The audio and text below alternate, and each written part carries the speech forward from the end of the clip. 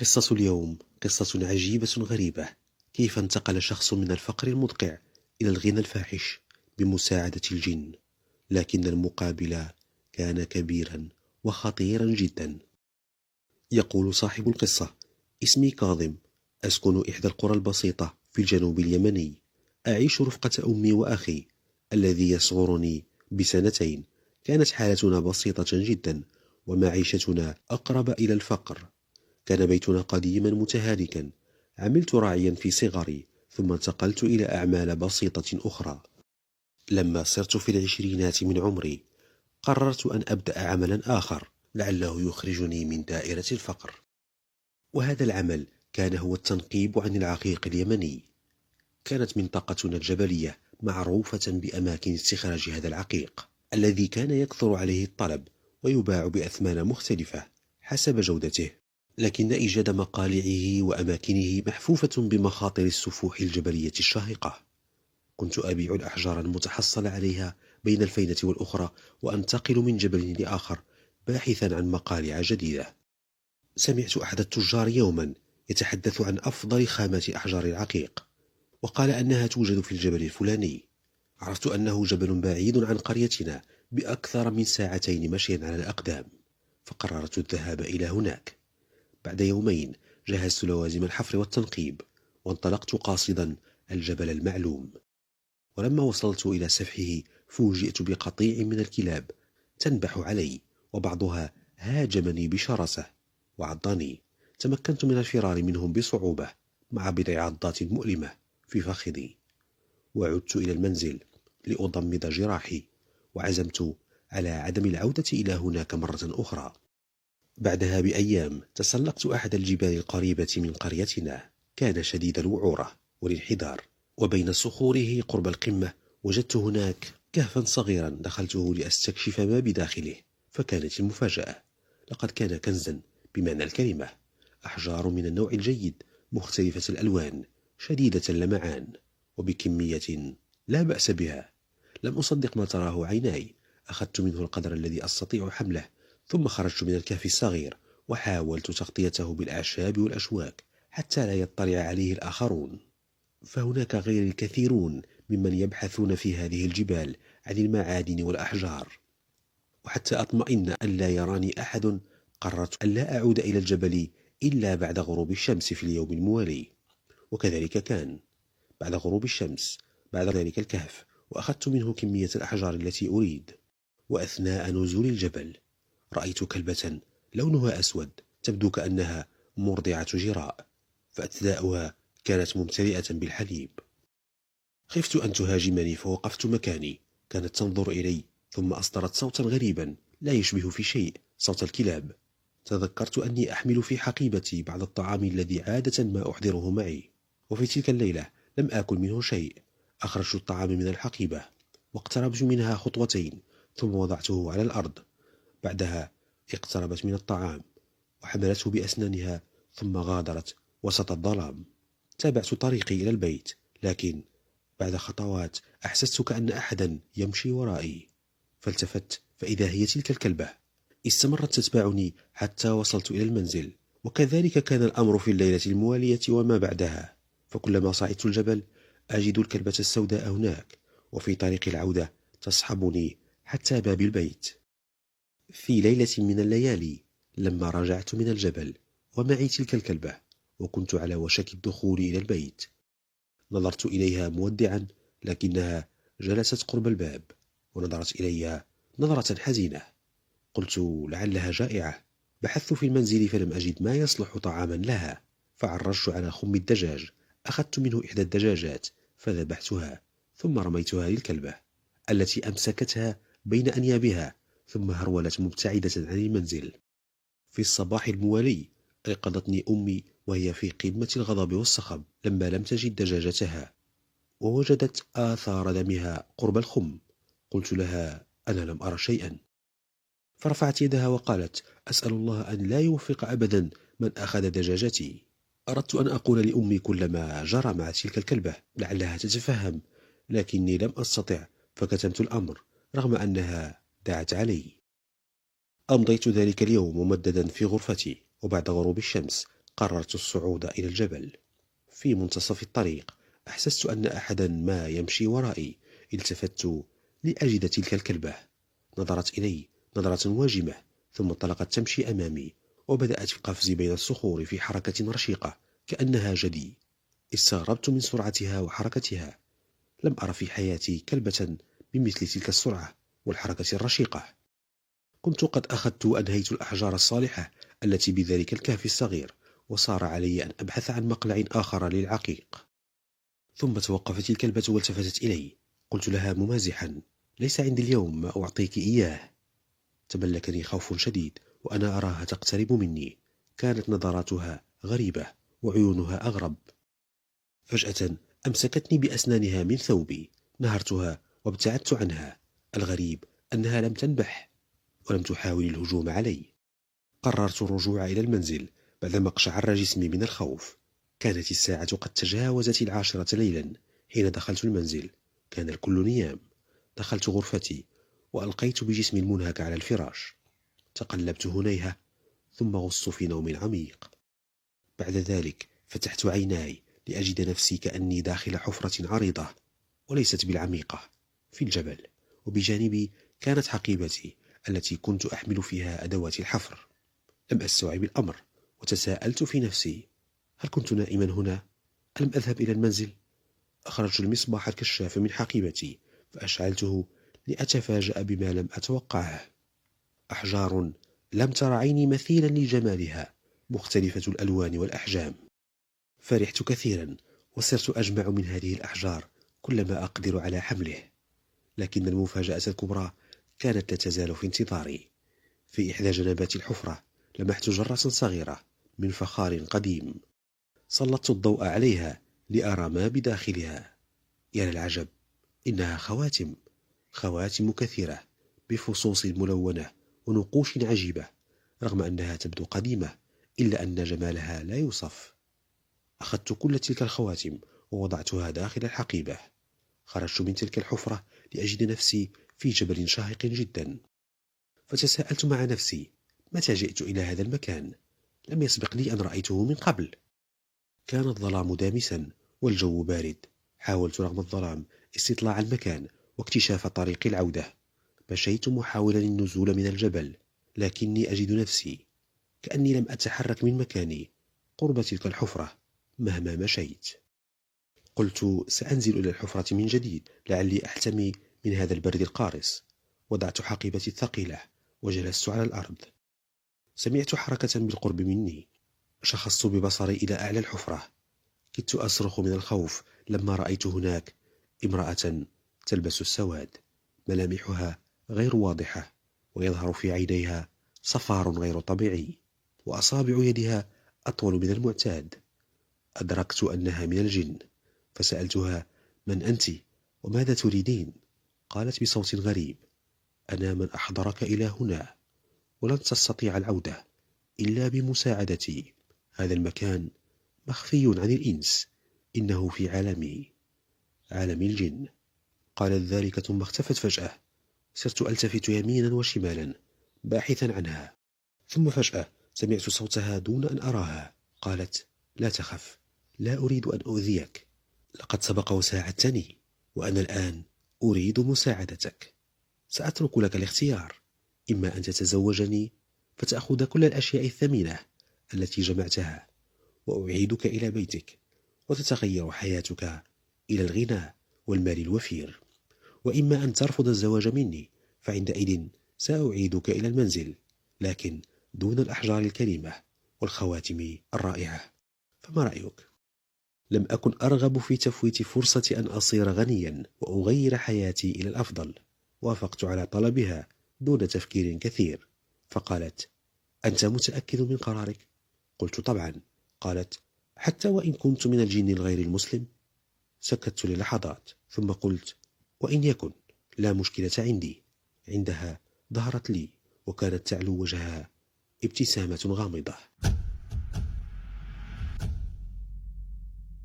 ثم قالت: إذن فهذا عهد بيننا لا يفكه إلا الموت.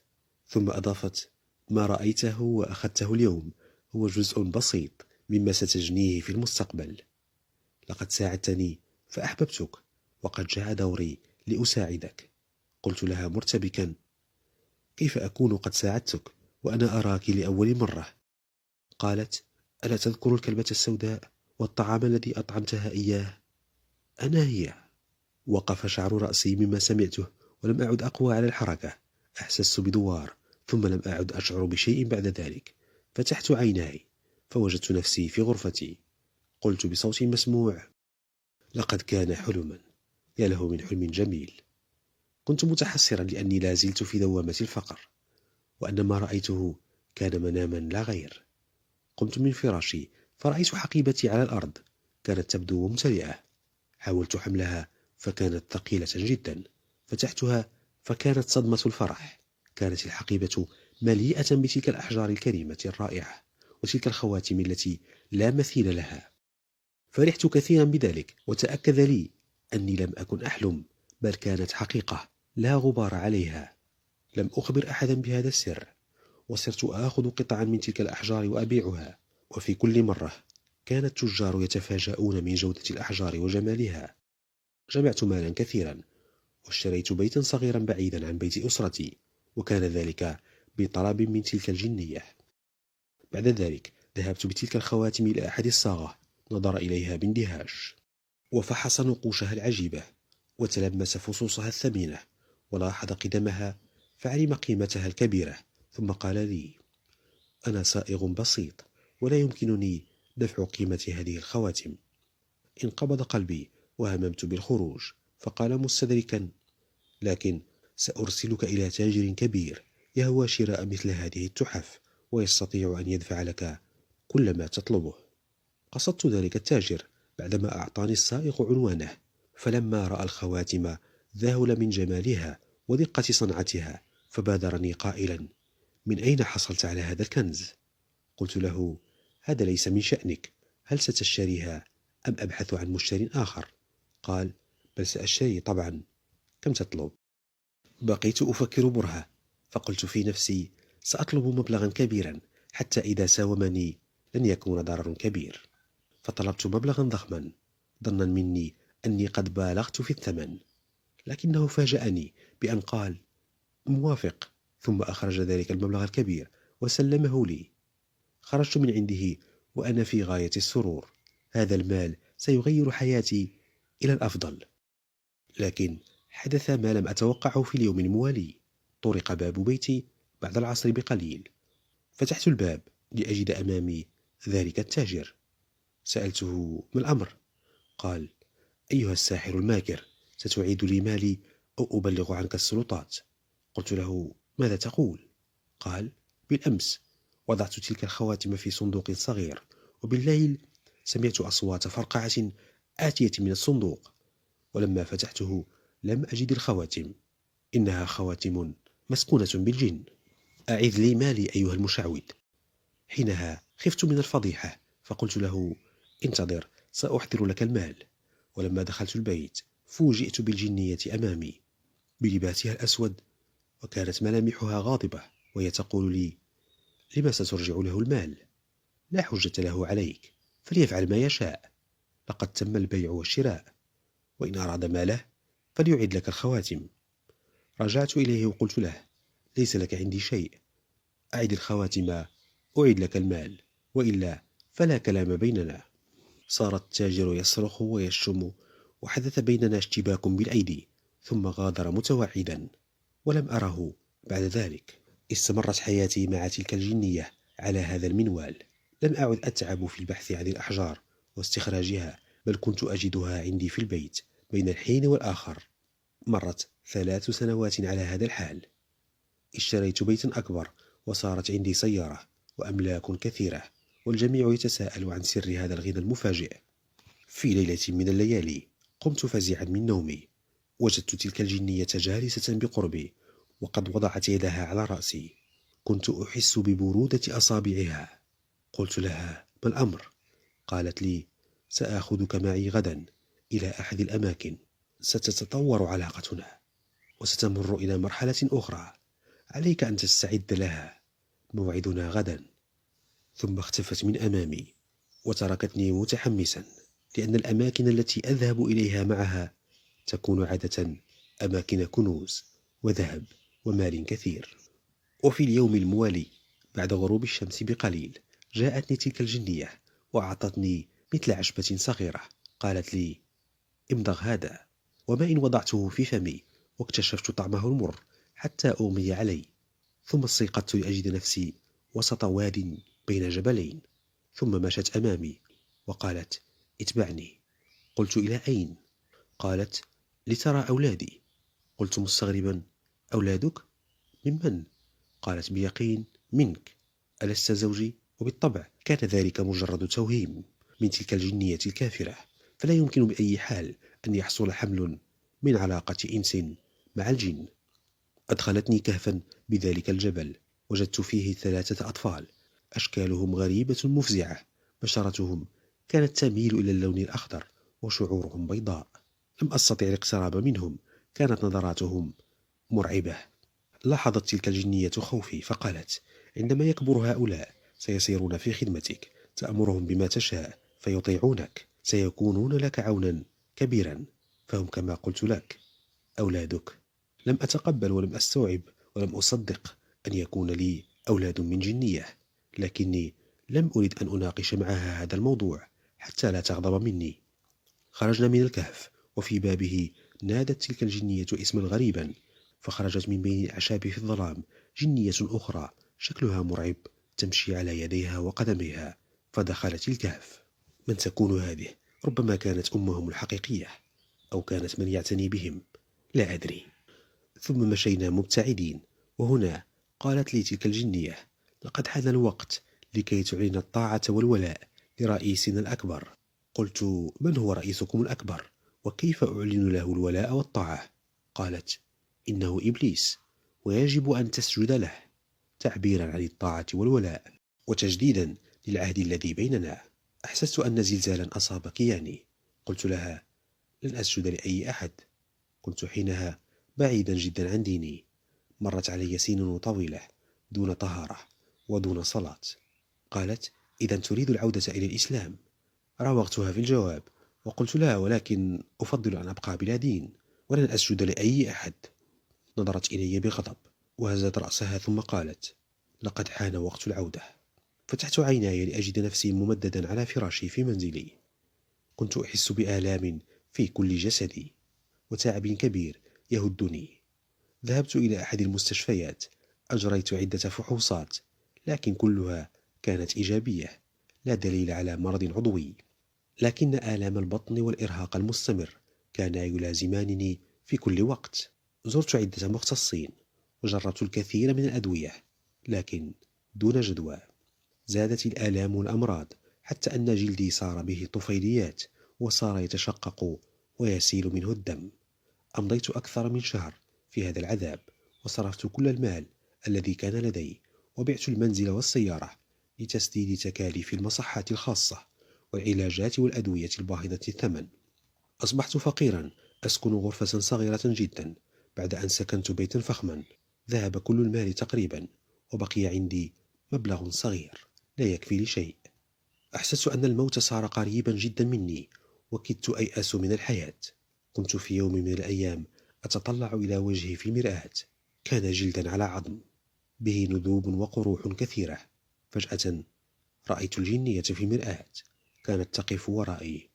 قالت وهي تضحك: الأيام القادمة ستكون أسوأ وأشد عليك، وبعدها سأريحك، سأقتلك. قالت ذلك ثم اختفت. التفت فلم أجد أحدا ورائي. ندمت كثيرا على اتباعي لشهوة المال ونسياني لديني ولربي. هل من سبيل إلى الرجوع؟ وكيف الرجوع؟ قلت في نفسي: سأتصدق بالمبلغ البسيط الذي بقي عندي، لعل الله يكشف ما مسني من ضر. خرجت وقصدت مسجدا صغيرا، وجدت القيم على المسجد، أعطيته ذلك المبلغ البسيط وقلت له: هذه صدقة من أجل المسجد. نظر إلي وقال لي: هل يمكن أن تخبرني مصدر هذا المال؟ فحكيت له شيئا من قصتي. رفض بعد ذلك أن يأخذ المال، وقال لي: أما المال فلا آخذه منك، لأن مصدره من الاستعانة بالجن الكافر، وهذا حرام. لكني سأساعدك. اذهب إلى بيت الإمام فلعله يرقيك ليساعدك على الشفاء. طرقت باب بيت الإمام الذي لم يكن بعيدا عن المسجد. فتح الباب بوجهه البشوش ثم طلب مني الدخول.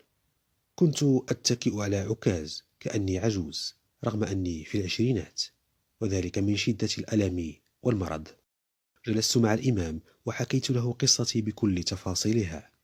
جلس الإمام يحوقل ثم أحضر لي فوطة وقميصا أبيضا من عنده وطلب مني أن أدخل الحمام وأغتسل. ففعلت ذلك، ولما خرجت طلب مني أن أتمدد وبدأ يقرأ علي القرآن بصوت ندي شجي. بعدها حدثني طويلا عن خطورة ما كنت عليه من الكفر والغواية واتباع طريق الشيطان، لكنه أكد لي أنه لم يفت أوان التوبة والرجوع إلى طريق الحق. أعطاني ماء الرقية لأشرب منه وطلب مني الالتزام بالصلاة والمداومة على القرآن. وكذلك كان. بعد أيام صارت حالتي تتحسن شيئا فشيئا. قررت العودة إلى بيت والدتي. لم أجدها هناك، كانت قد ماتت في غيبتي، لعلها ماتت متحسرة علي. وأخي هو الآخر علمت أنه هاجر المكان وانتقل إلى العيش في المدينة. فتحت البيت ونظفته ودخلت خم الدجاج. ما زال هناك أثر دم الدجاجة التي ذبحتها منذ سنين. تمكنت من بيع بعض أغراض البيت. اشتريت نعجتين لعلي أنتفع بهما. صرت ملازما لمسجد القرية، وربما اعتكفت فيه لمدة طويلة. وهكذا تمضي الأيام، وكلما تذكرت الماضي كلما حمدت الله أن نجاني من تلك الجنية ونجاني من الكفر وأعادني إلى طريق النور والهداية. نهاية القصة. لا تنسوا الاشتراك في القناة ليصلكم كل جديد، ولا تنسوا الإعجاب بالقصة وكذلك التعليقات المحفزة. دمتم طيبين، والسلام عليكم ورحمة الله.